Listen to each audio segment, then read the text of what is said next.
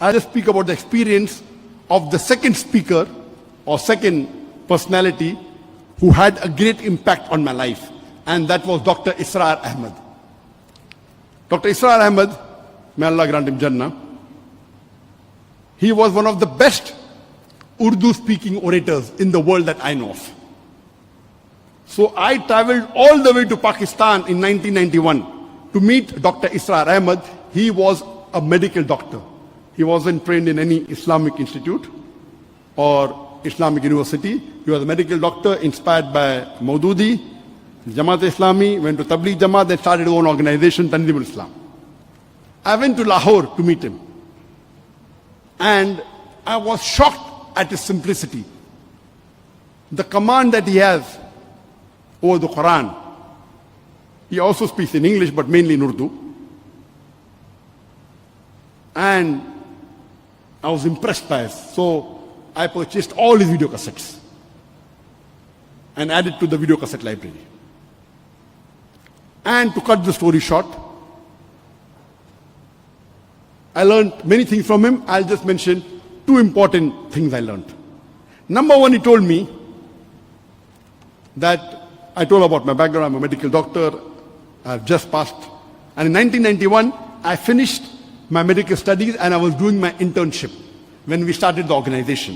In 1991, in 1990, I finished my medical studies. For 1 year, there was internship. And during internship, I had more time, so we started the organization. So I told him, I've just finished my medical studies.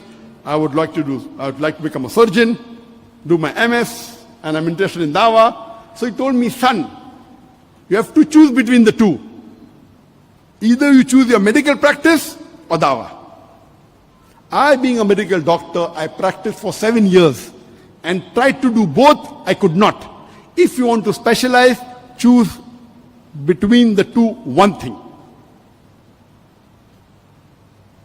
Then, after his guidance, I chose to become a Da'i. The second thing I learned from him was, he told me that if you want to become a Da'i, see to it that you make your personal needs the minimum. I said, why? He said, if you make your personal need the minimum, with the least amount of monthly requirement, you can speak the truth more easily. You won't have to depend on anyone. You won't have to depend on please someone who's paying your salary. See to it that your needs are the least. And I saw that he had such a big institution, but what a simple man, Dr. Israr Ahmed. May Allah grant him Jannah. And this thing, that not to spend excessively, was one of the cornerstone of my success.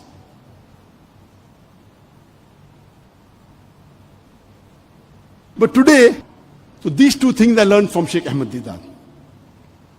And when I came back, I told my parents, initially when we started the organization, Islam Research Foundation, I told my parents I will only be giving 2 hours a week.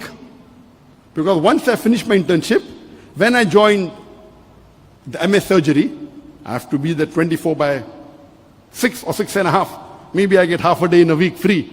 So I spend some time with my family and 2 hours in this organization. But then I decided I will not do my post-graduation.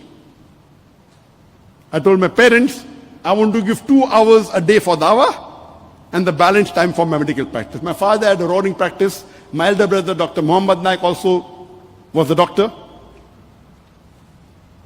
And my brother, he was a very good orator. So when Sheikh Ahmed Deedat came, he was the MC. Because he was the Secretary General of his medical college. Very good orator. Not an Islamic speaker, but a general orator. So that's how Sheikh Deedat was impressed.